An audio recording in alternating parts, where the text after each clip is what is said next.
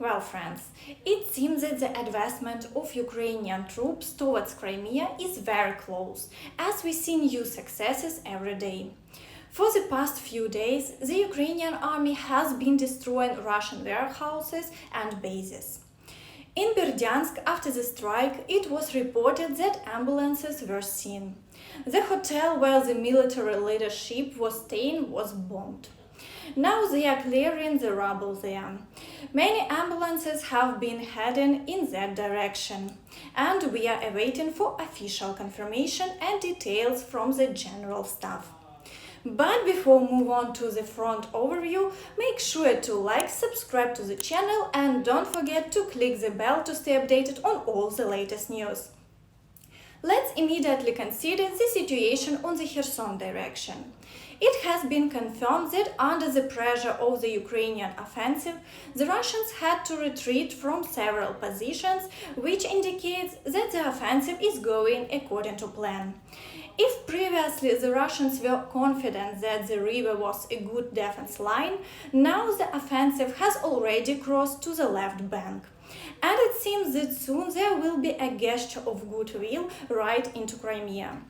Moreover, if it is possible to destroy the Crimean bridge with missiles promised to Ukraine by Macron, then the Russians will have to run towards Russia and liberating Crimea will become easier. Long-range missiles will be available very soon, as their supply has already begun as a result of Macron's statement. Today it was also announced that Zelensky met with the President of France.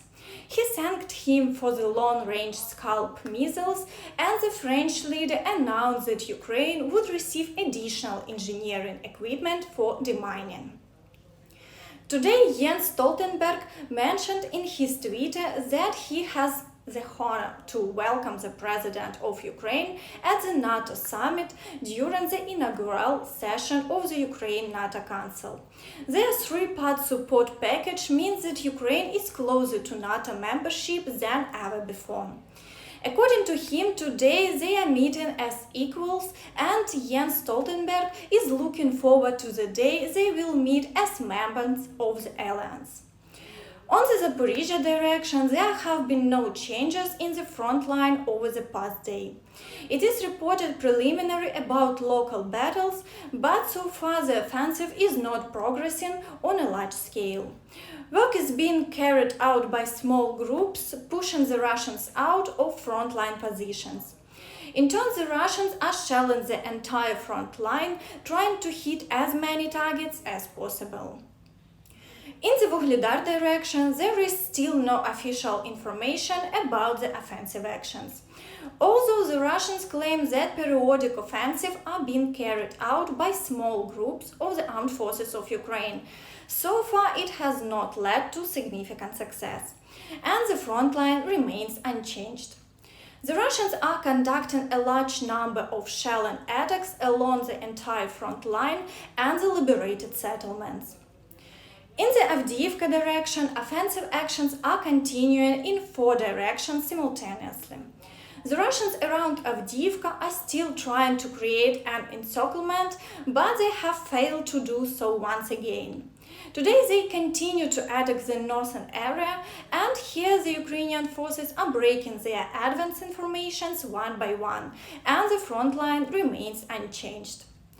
Further south, in the Krasnohorivka, Mar'yinka and Novoselsky areas, battles are taking place, but without success as well, and the front line remains unchanged over the past year.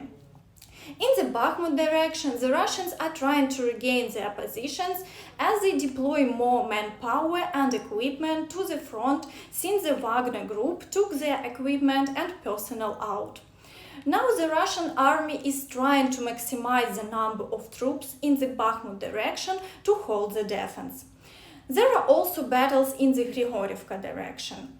However, the Russians haven't been able to consolidate their positions yet, so the front line remains unchanged.